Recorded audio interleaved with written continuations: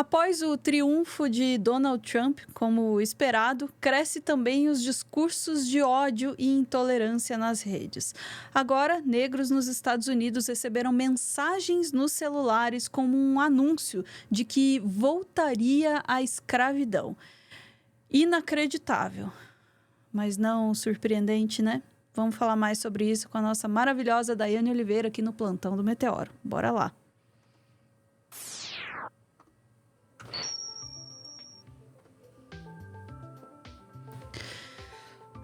Daiane, assim como na primeira eleição do Trump, né, a escalada do discurso de ódio é imediata, né? E dessa vez foi terrível. Exatamente, porque os trumpistas, na verdade, quem é fascista, quem já tem uma linha ali ligada ao ódio, espera só uma oportunidade para largar essa informação, né, para bocejar todo esse ódio, colocar para fora, né, essa bile, esse rancor. É algo muito natural, ainda mais quando eles têm a legitimidade do Estado, que é, nesse caso, justamente o discurso tanto do Trump quanto aqui no Brasil, né, foi o discurso do Bolsonaro, que a gente teve aí uma série de pessoas cometendo crimes, inclusive homicídios, né, e as pessoas utilizam o termo polarização para falar sobre esse tipo de ódio. Isso não é pela polarização, porque a gente sempre teve, de um lado, ricos, de outro lado, pobres, né, de um lado, brancos, de outro lado, negros. A gente sempre teve uma distopia, uma apartheid, né, a depender da sua linha de pensamento.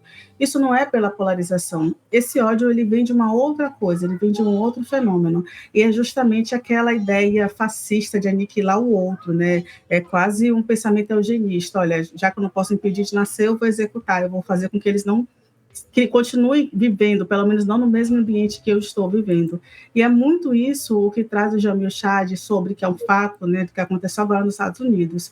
Eu vou te pedir, Ana, por favor, para colocar a matéria, né, do UOL, que é justamente a opinião que é o Jamil Chad, que ele traz que pessoas negras nos Estados Unidos receberam no celular mensagens como se fossem anúncios sobre a volta da escravidão ali na colheita de algodão. Para quem não lembra, no processo de escravização nos Estados Unidos, as pessoas negras, né, o Brasil produziu muito café, cana-de-açúcar, e os Estados Unidos eles produziam muito algodão. E o Jamil Chad, ele relata que um e-mail foi enviado na sexta-feira pela direção da escola dos filhos dele, em Nova York, e no e-mail alarmava, né, sobre a vitória de Trump abriu uma temporada de ódio com potencial de abalar famílias e uma sociedade. E aí, na mensagem, o colégio avisava que vários alunos receberam notificações em seus telefones indicando que a escravidão estava voltando e convocando-os para apresentar para colher algodão. As mensagens, de forma surpreendente, são direcionadas nominalmente ao dono do celular e assinadas por um eleitor de Trump. E aqui é o texto, né, que, entre aspas, o que a escola informou no e-mail. Ficamos profundamente tristes ao saber que alguns de nossos alunos foram vítimas desses textos anônimos e também preocupados com a possibilidade de eles terem sido recebidos por pais ou funcionários do colégio, afirmou o e-mail do colégio. Essas mensagens inaceitáveis são altamente perturbadoras e podem desencadear sofrimento emocional, alertou.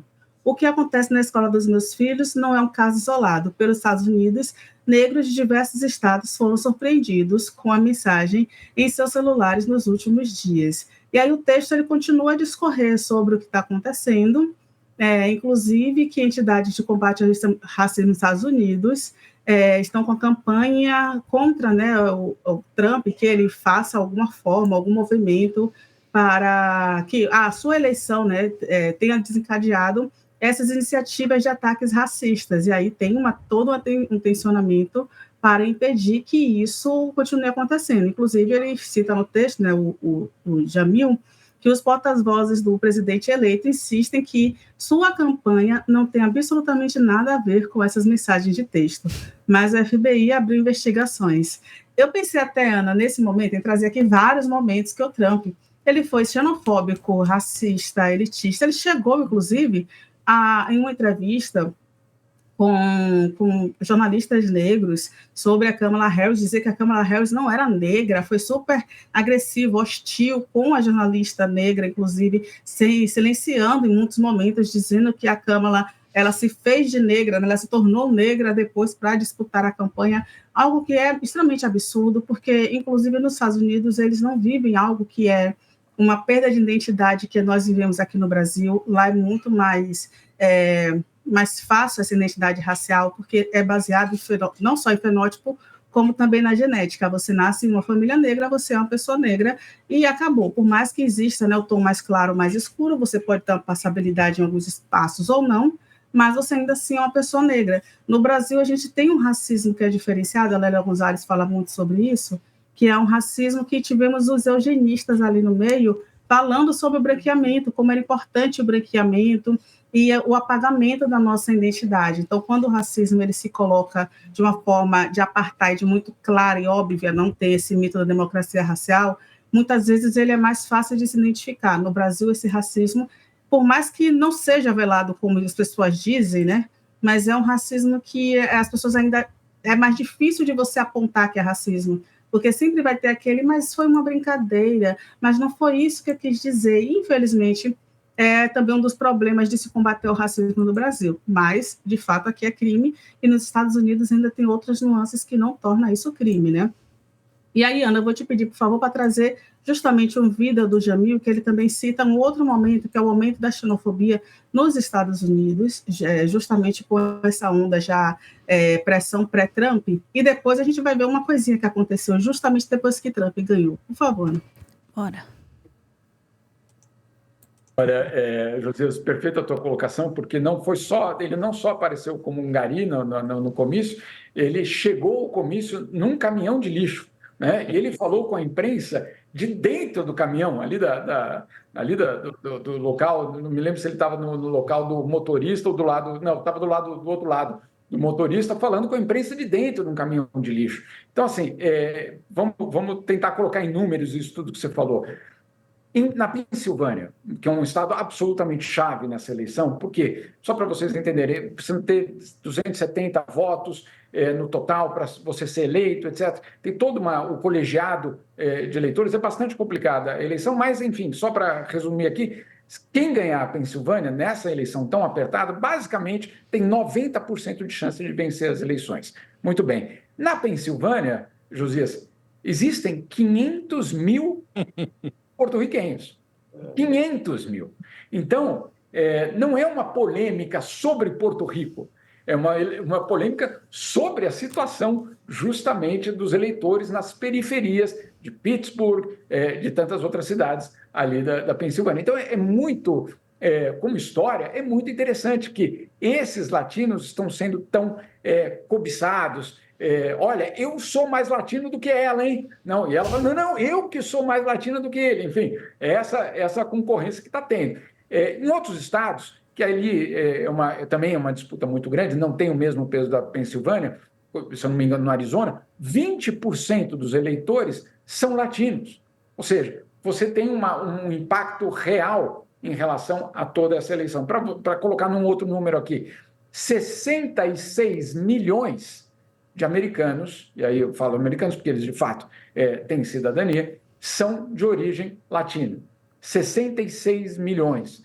Então, só para a gente colocar também uma perspectiva, eu brinco aqui em casa, porque eu tenho 2 espanhóis que moram comigo, né, meus filhos, eu digo, tem mais gente falando espanhol nos Estados Unidos do que na Espanha, que tem 40 milhões de habitantes.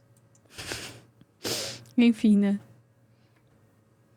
Exatamente. E a gente tem uma ideia de que o Trump ganhou na Pensilvânia, justamente, e que esses latinos, mulheres e negros votaram também no Trump, por isso que ele ganhou.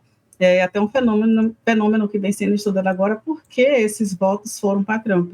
Inclusive, a partir disso, a gente vai ver justamente esse vídeo, por favor, né, que é um vídeo de uma mulher latina agredindo um outro migrante também latino, por favor, em Nova York. Gente, que loucura. No le está pegando, oiga, señora, oiga. Oiga, oiga. Oiga. Yes.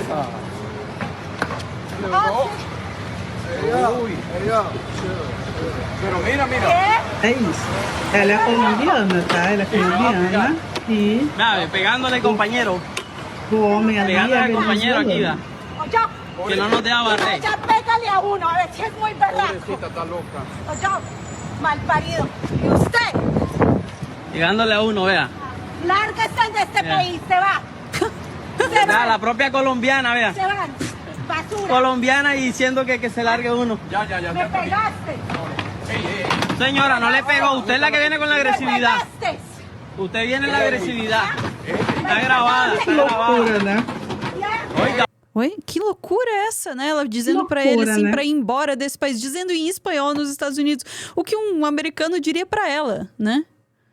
Exatamente, não queremos imigrantes aqui, só que ela é colombiana e tentando ali atacar, atacando, agredindo os venezuelanos que estavam ali fazendo o que eles chamam de subserviços, né?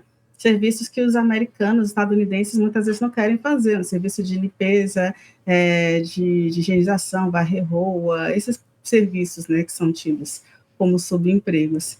E é isso, é um absurdo, mas talvez isso explique muito esse efeito Trump, esse efeito violência, né? A gente acabou de fazer um post sobre a Jojo Todinho, que é uma mulher que se diz mulher negra, periférica, que hoje é milionária, de direita. Uhum. Né? Isso não é uma patologia, a gente não vai levar por essa linha, a gente vai justamente entender que essas pessoas elas foram ali infiltradas por um discurso de ódio que faz sentido para elas, que é aquele pertencimento nacional ali, aquele acolhimento que elas se sentem como aquelas pessoas que vivem naquele ambiente e que merecem estar ali, mas os conterrâneos não, outra pessoa da América Latina não. Por mais absurdo que seja, inclusive essa cena não foi a única, não é rara, viu, Ana? A gente teve várias outras, inclusive de um, se eu não me engano, foi um peruano também que deu uma entrevista dizendo, eu quero Trump, porque né, tem muita gente vindo para cá e eu acho isso errado, etc e tal. É um pensamento absurdo, mas no final dessa assim entrevista, que o Trump pensa. Desculpa, no final dessa entrevista, a repórter pergunta pra ele, você é de onde? Ele diz, Peru. Exatamente, sabe? Então, tipo, você entrou e ninguém mais pode entrar depois de você, né? Eu entrei e fechei a porta. Fala sobre o mais puro egoísmo humano, né? Se a gente for para psicanálise, certamente a gente vai conseguir compreender essas pessoas. Infelizmente, mas é isso, Ana. A gente espera que esse ódio aí que o Trump vem trazendo não se dissemine pelo mundo inteiro e que né, os estadunidenses que são contrários a esse pensamento, que eles fiquem bem nesses próximos 4 anos. Certamente vai ser difícil. Pois é, eu tenho pensado nisso, assim, a gente já viu esse mesmo processo, a gente viu na primeira eleição do Trump, a gente viu aqui no Brasil na eleição do Bolsonaro, essa crescente de ódio imediata, porque fala essa podridão, assim, que as pessoas guardam ali por dentro e elas se veem empoderadas nesse momento e fala, tá liberado soltar qualquer demônio aqui que eu tenho aqui dentro de mim, agora eu posso porque eu tô por cima, né? Então é um processo que a gente imagina que vai acontecer e ainda vai acontecer bastante nos Estados Unidos. O fenômeno das pessoas que votam contra si mesmas, assim, é realmente algo a ser estudado, né, e compreendido como, né, essas pessoas são agenciadas, porque isso é uma parte integral do método de manutenção dessa galera no poder. Enquanto a gente não compreender e não souber neutralizar esses efeitos, o que quer que seja, né, o mecanismo que faz com que elas votem contra si mesmas, a gente vai continuar vendo, né, essas pessoas sendo manipuladas e sendo usadas, assim. Por mais que, assim, eu confesso que quando eu vi a vitória do Trump, eu pensei naquela brasileira do drive-thru, sabe? E pensei, tomara que seja deportada. Pensei, eu não vou mentir, assim, sabe? Pensei primeiro nela, assim, falou, tomara que... Porque o Trump, a primeira coisa que falou, não, vamos fazer deportação em massa. Assim, falou, mas tomara que deporte tudo. Mas não é por aí, entende? Tem muita gente que vai sofrer, Tem muita gente que não votou no Trump e vai sofrer. Tem muita gente que votou no Trump e vai sofrer. E a resposta não é essa. A resposta é não ter o Trump no poder e não fazer esses absurdos, né? Então, espero sinceramente que quem está lá nessa posição, assim, tenha força, porque não vai ser fácil. Eles já passaram por isso, nós já passamos por isso. Enfim... Só dá para desejar força. Agora, se a Jojo quiser ir para lá também, será que eles vão aceitar? Não sei, né? Que é rica, talvez tenha outra... Ou não, né? Ou não. Vamos lá. Vamos lá. Ficamos por aqui. Bora pro recadinho.